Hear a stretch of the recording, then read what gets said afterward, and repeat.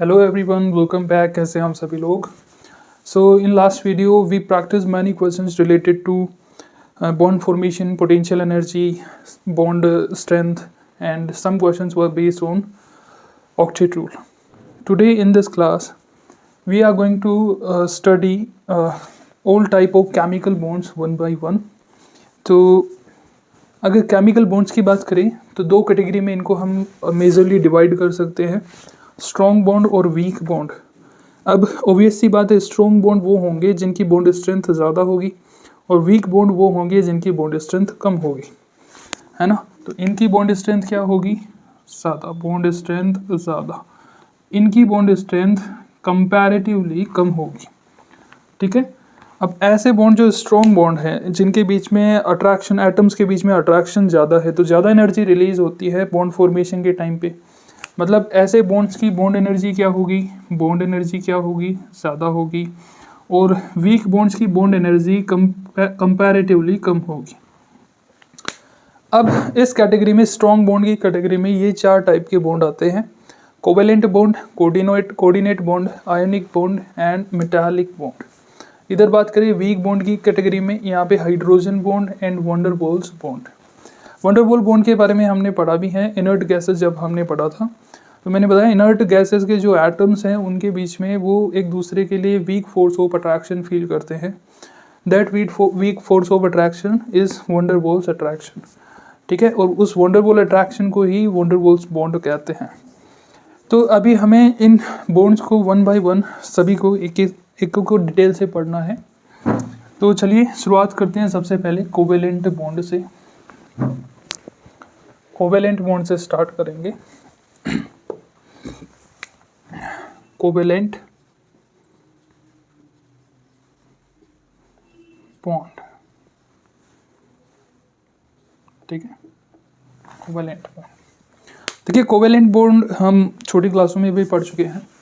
Covalent bond कैसे बनता है? दो एटम्स के बीच में इलेक्ट्रॉन्स की इक्वल शेयरिंग होती है। अगर एक एटम अपना एक इलेक्ट्रॉन शेयर करता है तो दूसरा एटम भी अपना एक इलेक्ट्रॉन शेयर करता है और इक्वल शेयरिंग से क्या बनते हैं? कोवेलेंट बॉन्ड बनते हैं। लेकिन ज़्यादा इम्पोर्टेंट बात यह है कि ये किस टाइप के एलिमेंट्स के बीच में बनते हैं कोवेलेंट बॉन्ड। तो ज़्यादातर या जनरली ऐसा देखा जाता है दो नॉन मेटालिक एटम्स होते हैं उनके बीच में जनरली कोवेलेंट बॉन्ड बनता है।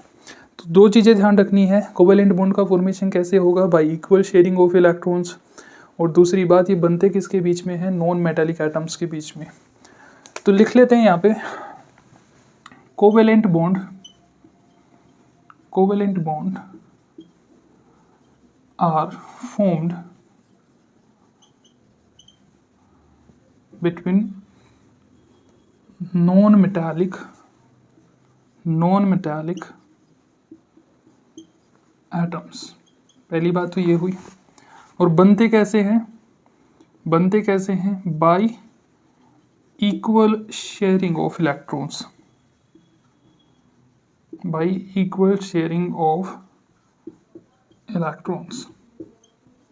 ठीक है। इलेक्ट्रॉन्स की इक्वल शेयरिंग से बनते हैं। अब देखो किस तरीके से इक्वल शेयरिंग होती है इलेक्ट्रॉन्स की। जैसे फॉर एग्जांपल बात करते हैं H2 की। देखिए हाइड्रोजन जो है उसके वैलेंस शेल में कितना इलेक्ट्रॉन होते हैं? एक इलेक्ट्रॉन होता है। और एक और हाइड्रोजन है जिसके वैलेंस शेल में क्या है? एक इलेक्ट्रॉन है। तो यहाँ से सिंपल सी बात है, शेयरिंग होगी एक इलेक्ट्रॉन्स की। एक इलेक्ट्रॉन्स की जब शेयरिंग हुई तो हाइड्रोजन और हाइड्रोजन के बीच में क्या बना? सिंगल बॉन्ड बनता है, ठीक है।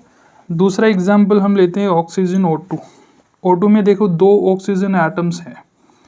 अब ऑक्सीजन के वैलेंस शेल में कितने इलेक्ट्रॉन्स होते हैं? 6 इलेक्ट्रॉन्स। इस ऑक्सीजन के वैलेंस शेल में भी कितने इलेक्ट्रॉन्स होंगे? 6 इलेक्ट्रॉन्स। ऑक्टेट कंप्लीट करने के लिए ये क्या करेंगे? इलेक्ट्रॉन्स की शेयरिंग करेंगे। 2 इलेक्ट्रॉन्स की शेयरिंग यहाँ से होगी, 2 इलेक्ट्रॉन्स की शेयरिंग हुई है। यहाँ पे एक इलेक्ट्रॉन्स की शेयरिंग हुई है इसलिए सिंगल बॉन्ड बना है।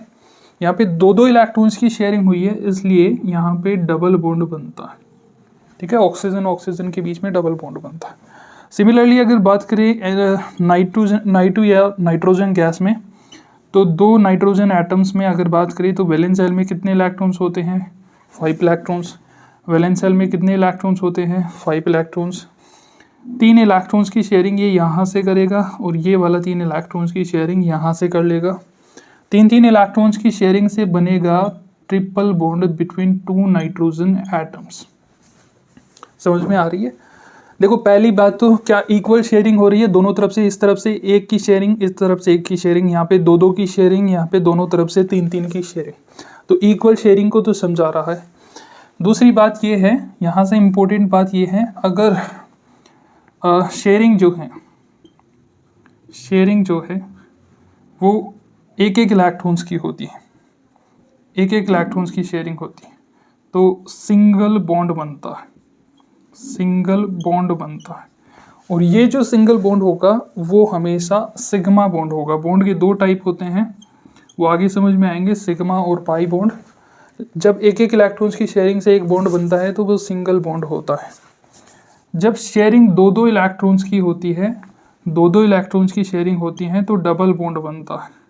क्या बनता है? डबल बॉन्ड बनता है। और डबल बॉन्ड की अगर बात करें तो इसमें एक सिग्मा बॉन्ड होगा, एक होगा सिग्मा बॉन्ड और एक पाई बॉन्ड होगा। ठीक है, जैसा कि यहाँ पे देख सकते हैं ऑक्सीजन के बीच में डबल बॉन्ड है, तो इनमें से एक सिग्मा होगा और एक पाई बॉन्ड होगा। जब 3-3 इलेक्ट्रॉन्स की शेयरिंग होती है तो ट्रिपल बॉन्ड बनता है, ट्रिपल बॉन्ड बनता है। अब ट्रिपल बॉन्ड में एक वापस से सिग्मा बॉन्ड होगा और other 2 bonds are pi bond. ठीक है, यहाँ पे ट्रिपल बॉन्ड एग्जिस्ट करता है तो एक बॉन्ड तो क्या होगा? सिग्मा बॉन्ड होगा, बाकी के 2 बॉन्ड पाई बॉन्ड होंगे। ठीक है, तो इस तरीके से कोवेलेंट बॉन्ड का फॉर्मेशन होता है। अब इसके अलावा हमें ये तो बेसिक चीज़ें हैं, हम पहले भी पढ़ चुके हैं। इसके अलावा अब देखो इनको डिटेल से पढ़ना है हमें। आपने अभी जब मैंने स्ट्रक्चर बनाई तो एक चीज़ आपने ज़रूर ऑब्जर्व की होगी, लिवाइस स्ट्रक्चर जब मैंने इनकी बनाई तो एक चीज़ ज़रूर ऑब्जर्व की होगी, मैंने सिर्फ यहाँ पे जो मेंशन किया है वो सिर्फ वैलेंस सेल के इलेक्ट्रॉन्स को मेंशन किया है। वैसे ऑक्सीजन के पास total number of valence electron 6 थोड़ी होते हैं, पर इसके वैलेंस सेल में 6 होते हैं, इसलिए वैलेंस सेल के इलेक्ट्रॉन्स को रिप्रेजेंट किया। अगेन यहाँ पर वैलेंस सेल के 6 इलेक्ट्रॉन्स को रिप्रेजेंट किया। नाइट्रोजन के पास टोटल नंबर ऑफ इलेक्ट्रॉन्स कितने होते हैं? नाइट्रोजन के पास वैलेंस सेल में टोटल नंबर ऑफ इलेक्ट्रॉन्स कितने होते हैं? 5 इलेक्ट्रॉन्स होते हैं, 5 इलेक्ट्रॉन्स होते हैं, लेकिन टोटल नंबर ऑफ इलेक्ट्रॉन्स थोड़े इसके पास 5 हैं। तो एक चीज़ आपने यहाँ पे ऑब्जर्व की होगी, हमने केवल वैलेंस इलेक्ट्रॉन्स को मेंशन किया है अपनी लिवाइस स्ट्रक्चर में। यहाँ से सीखने वाली बात यह है, कोवेलेंट बॉन्ड का फॉर्मेशन जब भी होगा तब केवल वैलेंस सेल के इलेक्ट्रॉन्स का पार्टिसिपेशन होगा, पार्टिसिपेट करेंगे।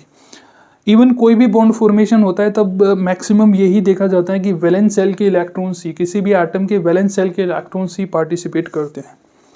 ठीक है, अब इससे भी आगे एक स्टेप आगे जाके हमें ये समझना है कि वैलेंस सेल के भी सारे इलेक्ट्रॉन्स बॉन्ड फॉर्मेशन में पार्टिसिपेट नहीं करते। वैलेंस सेल के भी वही इलेक्ट्रॉन्स बॉन्ड फॉर्मेशन में पार्टिसिपेट करेंगे जो कि अनपेयर्ड होंगे। ठीक है, अब कौन से अनपेयर्ड हैं, कौन से अनपेयर्ड नहीं है, यह हमें समझ में आएगा इलेक्ट्रॉनिक कॉन्फ़िगरेशन से। हाइड्रोजन का अगर इलेक्ट्रॉनिक कॉन्फ़िगरेशन देखें तो 1s1 होता है इस तरीके से, एक s ऑर्बिटल में एक अनपेयर्ड इलेक्ट्रॉन होता है। ठीक है, ऑक्सीजन की बात करें तो इसका इलेक्ट्रॉनिक कॉन्फ़िगरेशन होता है 1s2 2s2 2p4। ठीक है, तो यहाँ पे वैलेंस सेल के इलेक्ट्रॉन्स ही काम आएंगे केवल बॉन्ड फॉर्मेशन पे, तो केवल इनकी बात करेंगे। देखिए s इलेक्ट्रॉन सेकंड जो सेल है इनमें वैलेंस सेल है, s ऑर्बिटल में 2 इलेक्ट्रॉन्स हैं, मतलब s ऑर्बिटल में कोई भी अनपेयर्ड इलेक्ट्रॉन नहीं है। यहाँ पे अगर आगे बात करें तो p ऑर्बिटल में 4 इलेक्ट्रॉन्स है। किस तरीके से फिल करेंगे? 1 2 3 एंड 4 इस तरीके से फिल करेंगे। अब इसके पास 2 अनपेयर्ड इलेक्ट्रॉन बचे हैं अभी भी, ये 2 अनपेयर्ड इलेक्ट्रॉन ही बॉन्ड फॉर्मेशन में पार्टिसिपेट करेंगे, बाकी इनका कोई रोल नहीं होगा बॉन्ड फॉर्मेशन पे। पहली बात, बॉन्ड कोवेलेंट बॉन्ड जब बनाते हैं तो केवल जब भी बॉन्ड फॉर्मेशन होता है तब वैलेंस सेल के इलेक्ट्रॉन्स पार्टिसिपेट करते हैं, लेकिन कोवेलेंट बॉन्ड का फॉर्मेशन के टाइम पे केवल वैलेंस सेल में भी अनपेयर्ड इलेक्ट्रॉन जो होते हैं वो पार्टिसिपेट करते हैं। यहाँ पे हमने दो दो की शेयरिंग इसलिए करवाई है, दो दो इलेक्ट्रॉन्स की शेयरिंग इसलिए करवाई है क्योंकि यहाँ पे दो दो अनपेयर्ड, इसके पास दो अनपेयर्ड इलेक्ट्रॉन है। सिमिलरली अगर नाइट्रोजन की बात करें तो इसका इलेक्ट्रॉनिक कॉन्फ़िगरेशन वैलेंस सेल का क्या होता है, 2s2 2p3 होता है। ठीक है, एस में अगेन दो इलेक्ट्रॉन्स, मतलब कोई अनपेयर्ड इलेक्ट्रॉन नहीं है, और पी में अगर बात करें तो तीन इलेक्ट्रॉन्स हैं। अब आप देख सकते हैं इन तीनों पी ऑर्बिटल्स में तीन अनपेयर्ड इलेक्ट्रॉन हैं। ये तीन अनपेयर्ड इलेक्ट्रॉन पार्टिसिपेट करेंगे बॉन्ड फॉर्मेशन, इसीलिए यहाँ पे तीन तीन इलेक्ट्रॉन्स की शेयरिंग होती है।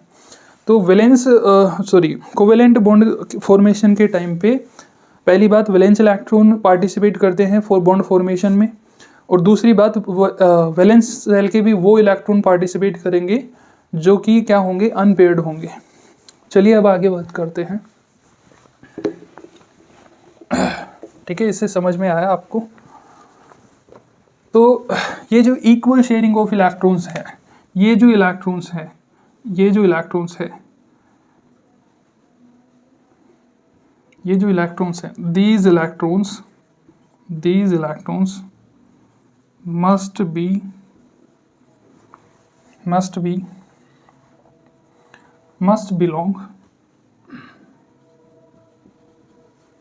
belong to valence cell and must be unpaired। ठीक है, एक सिंगल ऑर्बिटल में सिंगल इलेक्ट्रॉन होगा, वो ही कोवेलेंट बॉन्ड के फॉर्मेशन के टाइम पे भाग लेगा। चलिए आप देखिए, आगे समझते हैं इस चीज को।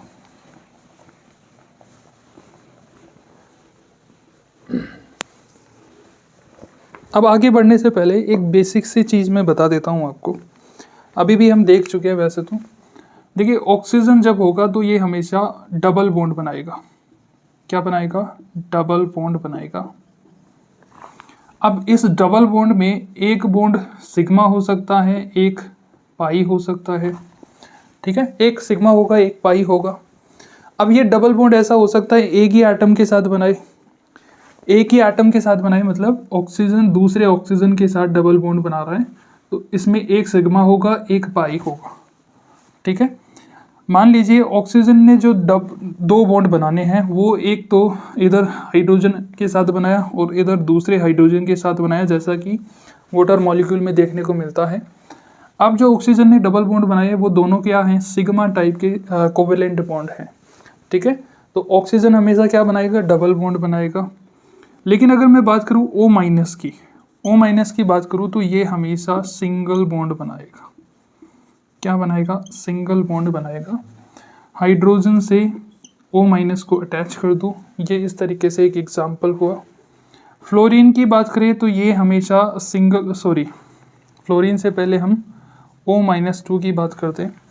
देखिए O-2 के पास अब O-2 का जब आप इलेक्ट्रॉनिक कॉन्फ़िगरेशन लिखोगे तो इसके s ऑर्बिटल में भी दो इलेक्ट्रॉन है और p ऑर्बिटल भी पूरा कंप्लीट भर चुका है। ठीक है, तो इनर्ट गैस जैसा इलेक्ट्रॉनिक कॉन्फ़िगरेशन हो गया। तो अब ये किसी भी तरीके से कोवेलेंट बॉन्ड का फॉर्मेशन तो नहीं कर सकता, क्योंकि कोवेलेंट बॉन्ड के फॉर्मेशन के लिए क्या चाहिए, कोवेलेंट बॉन्ड के फॉर्मेशन के लिए चाहिए अनपेयर्ड इलेक्ट्रॉन, जो इसके पास नहीं है। तो ये कोई जो है कोवेलेंट बॉन्ड नहीं बना सकता, ये एक कोऑर्डिनेट बॉन्ड बना सकता है। क्या बना सकता है? कोऑर्डिनेट बॉन्ड बना सकता है। कोऑर्डिनेट बॉन्ड वैसे तो हमें डिटेल से पढ़ना है, पर कोऑर्डिनेट बॉन्ड के फॉर्मेशन के टाइम पे क्या होगा, जैसे यहाँ पर इक्वल शेयरिंग ऑफ इलेक्ट्रॉन्स हो रही है, वहाँ पर अनइक्वल शेयरिंग ऑफ इलेक्ट्रॉन्स होते हैं। बॉन्ड के जो दोनों इलेक्ट्रॉन्स होते हैं वो केवल एक एटम शेयर करता है, और शेयर करने के बाद वो दोनों एटम्स के होते हैं। ठीक है, तो O-2 क्या बना सकता है? कोई कोवेलेंट बॉन्ड नहीं बना सकता। O-2 केवल कोऑर्डिनेट बॉन्ड बना सकता है। इसी तरीके से फ्लोरीन सिंगल बॉन्ड बना सकता है, फ्लोरीन सिंगल बॉन्ड बना सकता है। और F- की अगर बात करें तो ये भी इनर्ट गैस के जैसा इलेक्ट्रॉनिक कॉन्फ़िगरेशन रखता है, नो अनपेयर्ड इलेक्ट्रॉन, इसलिए ये केवल कोऑर्डिनेट बॉन्ड बना सकता है। ठीक है। तो इनका कुछ हमें ध्यान रखना है इनिशियली, बाद में तो हमें पता चल जाएगा कि ऐसा ही तो होना चाहिए जैसा लिख रखा है। चलिए अब बात करते हैं आगे कोवेलेंसी की। बात करते हैं कोवेलेंसी।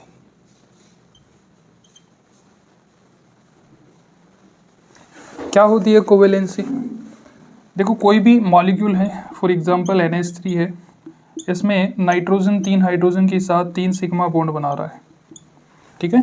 तो किसी भी मॉलिक्यूल में किसी भी एटम के द्वारा कितने नंबर ऑफ सिग्मा बॉन्ड बना रहा है दूसरे एलिमेंट के एटम के साथ या दूसरे एटम्स के साथ, और कितने कोऑर्डिनेट बॉन्ड बना रहा है, उन दोनों का सम जो है वो उस एलिमेंट की, उस एटम की कोवेलेंसी होगी। ठीक है। तो कोवेलेंसी क्या होती है? Covalency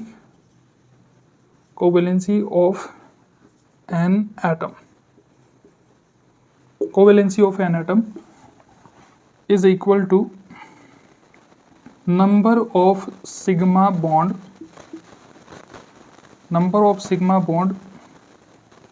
made by the atom,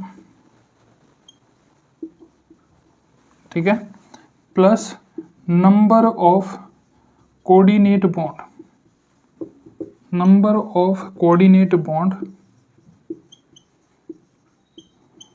made by the atom.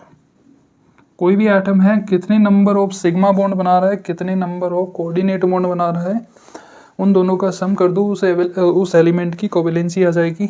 For example CH4 में कार्बन की कोवेलेंसी की अगर बात करें तो 4 हाइड्रोजन के साथ 4 सिग्मा बॉन्ड बना रहा है और कोई कोऑर्डिनेट बॉन्ड नहीं बना रहा है, इसका मतलब कोवेलेंसी कितनी होगी? 4 होगी। NH3 की अभी बात की, NH3 में नाइट्रोजन 3 हाइड्रोजन के साथ 3 सिग्मा बॉन्ड बना रहा है, 3 कोवेलेंट बॉन्ड बना रहा है, तो कोवेलेंसी कितनी होगी? 3 होगी। ठीक है। इसी तरीके से अगर बात करें NH4+, इसके स्ट्रक्चर अगर आप देखोगे तो नाइट्रोजन 3 हाइड्रोजन के साथ तो जैसे नॉर्मली जुड़ता है वैसे जुड़ा हुआ है। अब नाइट्रोजन के पास एक लोन पेयर होता है और H+ के पास एक वैकेंट ऑर्बिटल होता है, तो यहाँ पे ये एक कोऑर्डिनेट बॉन्ड का फॉर्मेशन कर लेता है। अब यहाँ पे अगर आप देखोगे नाइट्रोजन की कोवेलेंसी चेक करोगे तो 3 तो इसने क्या बनाए हैं? कोवेलेंट बॉन्ड बनाए हैं, एक इसने कोऑर्डिनेट बॉन्ड बनाया है। अब नाइट्रोजन की कोवेलेंसी कितनी हो चुकी है? 4 हो चुकी है। तो कुछ इस तरीके से number of coordinate bond and number of covalent bond को जोड़ के हमें किसी भी एलिमेंट के एटम की कोवेलेंसी पता कर सकते हैं। ठीक है। अब देखिए आगे,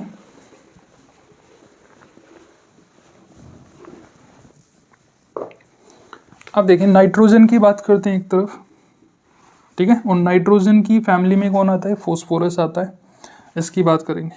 देखिए इसके वैलेंस शेल का इलेक्ट्रॉन क्या होता है? 2s2 2p3, और इसके वैलेंस शेल का इलेक्ट्रॉन क्या होता है? इसके वैलेंस शेल का इलेक्ट्रॉनिक कॉन्फ़िगरेशन क्या होता है? 3s2 3p3। यहाँ पर अगर बात करें तो s में कितने इलेक्ट्रॉन्स? 2 इलेक्ट्रॉन्स, और p में कितने इलेक्ट्रॉन्स? 3 इलेक्ट्रॉन्स। सेम यहाँ पर भी वही होगा, वैलेंस शेल में 2 इलेक्ट्रॉन 3s में और 3 इलेक्ट्रॉन 3p में। ठीक है। अब देखो दोनों के पास नंबर ऑफ अनपेयर्ड इलेक्ट्रॉन कितने हैं? दोनों के पास नंबर ऑफ अनपेयर्ड इलेक्ट्रॉन 3 है। दोनों के पास नंबर ऑफ अनपेयर्ड इलेक्ट्रॉन 3 है। तो इसकी कोवेलेंसी कितनी होनी चाहिए? ये 3 सिग्मा बॉन्ड बना सकता है, 3 कोवेलेंट बॉन्ड बना सकता है।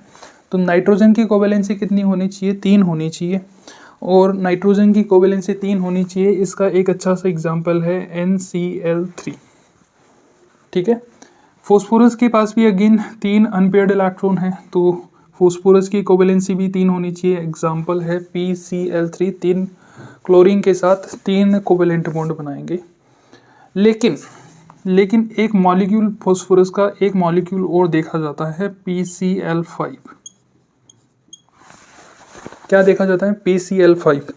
अब यहाँ पे आके कंफ्यूज हो जाते हैं हम कि फॉस्फोरस की कोवेलेंसी तो 3 हो सकती है, तो यहाँ पे फॉस्फोरस की कोवेलेंसी 5 कैसे हुई? तो देखिए कोई भी एलिमेंट अपनी जो कोवेलेंसी होती है उसको एक्सपेंड कर सकता है ना, लेकिन उसकी कुछ कंडीशंस होती है, वो आगे बढ़ेंगे। यहाँ पे क्या हुआ, फॉस्फोरस के पास वैसे तो वैलेंस शेल में 3 ही इलेक्ट्रॉन्स थे, फॉस्फोरस के पास वैसे तो वैलेंस शेल में 3 ही इलेक्ट्रॉन्स थे, लेकिन इसने क्या किया, इसके पास देखो ये कौन सा ऑर्बिटल है, 2s है, ये 2p है। अब ये थर्ड सेल की बात कर रहा है, थर्ड सेल में तो d ऑर्बिटल भी होता है, थर्ड सेल में d ऑर्बिटल भी होता है। तो d ऑर्बिटल कितने होते हैं, 5 d ऑर्बिटल होते हैं कुछ इस तरीके से। पर ये वैकेंट है, यहाँ पे 2 है इसका, यहाँ पे 3 है, यहाँ पे 0 है, ठीक है। पर ये वैकेंट होते हैं, इनमें इलेक्ट्रॉन फिल नहीं किए जाते। तो अब फॉस्फोरस के पास वैसे तो 3 ही इलेक्ट्रॉन्स, लेकिन ये अपनी कोवेलेंसी को बढ़ा सकता है। कैसे बढ़ा सकता है, ये जो यहाँ पे पेयर्ड इलेक्ट्रॉन है, इनमें से एक इलेक्ट्रॉन को ये फुली वैकेंट ऑर्बिटल में भेज देता है, इनमें से एक इलेक्ट्रॉन को ये फुली वैकेंट ऑर्बिटल में भेज देता है। अब क्या हो गया, देखो यहाँ पे S में एक इलेक्ट्रॉन है, P में 3 अनपेयर्ड इलेक्ट्रॉन है, और एक इलेक्ट्रॉन D ऑर्बिटल में जा चुका है जो कि अनपेयर्ड है। अब total number of unpaired electron कितने हो गए, 5। अब ये 5 बॉन्ड बना सकता है, 5 कोवेलेंट बॉन्ड बना सकता है। तो इस तरीके से एटम्स अपनी कोवेलेंसी को एक्सपेंड कर सकते हैं।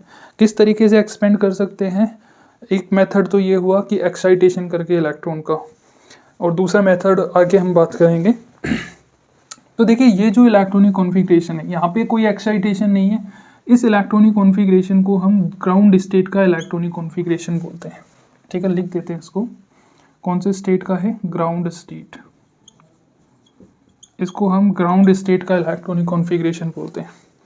ये वाला कॉन्फ़िगरेशन जो है ये एक एक्साइटेशन, एक इलेक्ट्रॉन की एक्साइटेशन के बाद मिला है हमें, तो इसको हम एक्साइटेशन स्टेट बोलते हैं, एक्साइटेशन स्टेट, ठीक है। अब क्योंकि पहली बार एक्साइटेशन हुआ है, इलेक्ट्रॉन पहली बार जो है, मान लीजिए ऐसा केस भी आएगा जब हमारे पास 2 बार एक्साइटेशन हो जाएंगे, तो इसे एक्साइटेशन स्टेट फर्स्ट बोलेंगे, ठीक है। अब इसके पास 5 अनपेयर्ड इलेक्ट्रॉन है, अब ये आराम से बॉन्ड बना सकता है। अब जिस तरीके से PCl3 और PCl5 दोनों एग्जिस्ट करते हैं, यहाँ पे NCl3 है तो NCl5 भी एग्जिस्ट करना चाहिए, यहाँ पर भी ये अब नाइट्रोजन अपनी कोवेलेंसी को एक्सपेंड कर सकता है। पर मैंने बताया था कि कोवेलेंसी को एक्सपेंड करने के लिए या एक्साइटेशन के लिए कुछ कंडीशंस हैं, वो फुलफिल होनी चाहिए। देखिए एक्साइटेशन तब होता है जब किसी एलिमेंट के पास फुली फिल्ड ऑर्बिटल हो और फुली वैकेंट ऑर्बिटल हो। फुली फिल्ड ऑर्बिटल भी है और फुली वैकेंट ऑर्बिटल भी हैं बहुत सारे फॉस्फोरस के पास। नाइट्रोजन के केस में ये जो इलेक्ट्रॉनिक कॉन्फ़िगरेशन है क्या होता है, 2s2 2p3 होता है, ठीक है। लेकिन 2d तो अब पॉसिबल है नहीं, 2d पॉसिबल नहीं होता क्योंकि d ऑर्बिटल की एंट्री थर्ड सेल से होती है, इसलिए इसके पास फुली फिल्ड ऑर्बिटल तो है लेकिन फुली वैकेंट ऑर्बिटल नहीं है। देखिए ये ऑर्बिटल्स वैसे तो आधे वैकेंट है, लेकिन हमें चाहिए फुली वैकेंट ऑर्बिटल। तो फुली वैकेंट ऑर्बिटल ना होने की वजह से यहाँ पे एक्साइटेशन नहीं हो पाता, इसलिए ये अपनी कोवेलेंसी को, नाइट्रोजन अपनी कोवेलेंसी को एक्सपेंड ही नहीं कर पाता और NCl5 का कोई एग्जिस्टेंस नहीं होता, ठीक है। तो इस तरीके से सीखा किस तरीके से एक्साइटेशन करके एटम्स अपनी कोवेलेंसी को एक्सपेंड कर सकते हैं। देखिए एक्साइटेशन के अलावा एक और अलग मेथड है, formation of coordinate bond. Coordinate bond का फॉर्मेशन करके भी एटम्स अपनी कोवेलेंसी को एक्सपेंड कर लेते हैं। तो atoms can expand their covalency, there are 2 methods. पहला है बाय एक्साइटेशन और दूसरा है by formation of coordinate bond. अब एक्साइटेशन को हमने पढ़ा है किस तरीके से होता है, लेकिन दोनों जो हैं दोनों में कुछ कंडीशंस होती है तभी कोवेलेंसी इंक्रीज हो पाएगी। इसमें एक्साइटेशन अभी पढ़ा, यहाँ पे हमने पता किया कि किसी एटम को नाइट्रोजन ने अपनी कोवेलेंसी इंक्रीज नहीं कर पाया, फॉस्फोरस अपनी कोवेलेंसी इंक्रीज कर पाया क्योंकि नाइट्रोजन के पास फील्ड ऑर्बिटल तो था पर वैकेंट ऑर्बिटल नहीं था। फॉस्फोरस अपनी कोवेलेंसी इसलिए इंक्रीज कर पाया क्योंकि उसके पास filled orbital plus fully vacant orbital दोनों तरह के ऑर्बिटल्स प्रेजेंट थे। तो यहाँ पे लिख लेते हैं कंडीशन। कंडीशन ये है, atoms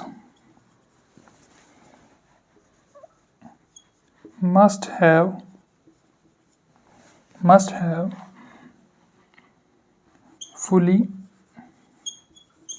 filled orbitals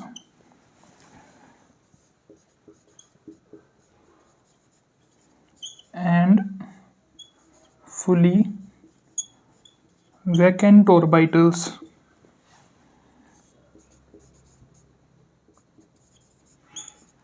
in valence cell। ठीक है, वैलेंस सेल में फुली फिल्ड ऑर्बिटल और फुली वैकेंट ऑर्बिटल दोनों तरह के ऑर्बिटल्स मौजूद होने चाहिए।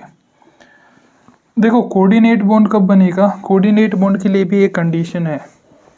देखो नाइट्रोजन जो है, नाइट्रोजन वैसे तो बाय एक्साइटेशन अभी देखा हमने इलेक्ट्रॉन्स का एक्साइटेशन करके तो अपनी कोवेलेंसी को इंक्रीज नहीं कर सकता, लेकिन उसके लिए एक और ऑप्शन और बचता है, कोऑर्डिनेट बॉन्ड का फॉर्मेशन करके वो अपनी कोवेलेंसी इंक्रीज कर सकता है। किस तरीके से कर सकता है, देखो कोऑर्डिनेट बॉन्ड बनाने के लिए कंडीशन ये है, देखो जब कोऑर्डिनेट बॉन्ड पढ़ेंगे तब ये समझ में भी आएगा ज़्यादा अच्छे तरीके से। इसके लिए कंडीशन ये है कि जिन दो एटम्स के बीच में कोऑर्डिनेट बॉन्ड बनना है उसमें एक एटम के पास तो फुली फिल्ड ऑर्बिटल होना चाहिए और दूसरे एलिमेंट के पास फुली वैकेंट ऑर्बिटल होना चाहिए, तब जाके ये इस तरीके से कोऑर्डिनेट बॉन्ड बना पाते हैं। ठीक है, अभी हमने NH4 का एग्जाम्पल लिया था कुछ देर पहले, तो मैंने बताया नाइट्रोजन यहाँ पे तीन हाइड्रोजन के साथ तो कोवेलेंट बॉन्ड रखता है, कोवेलेंट बॉन्ड बनाता है, लेकिन इसके पास क्या होता है, एक लोन पेयर होता है, मतलब फुली फिल्ड ऑर्बिटल होता है, और एक होता है H+ के पास फुली वैकेंट ऑर्बिटल होता है। तो इस तरीके से कोऑर्डिनेट बॉन्ड का फॉर्मेशन ये करके, यहाँ पे कोवेलेंसी 3 है, यहाँ पे कोवेलेंसी 4 है, मतलब कोवेलेंसी को एक्सपेंड कर सकता है। This is an another method to expand covalency. तो इस तरीके से दो मेथड हैं, अलग अलग कंडीशंस, ये जो कंडीशंस हैं ये फुलफिल होंगी तो कोई भी एटम अपनी कोवेलेंसी को एक्सपेंड कर पाएगा। चलिए आगे अब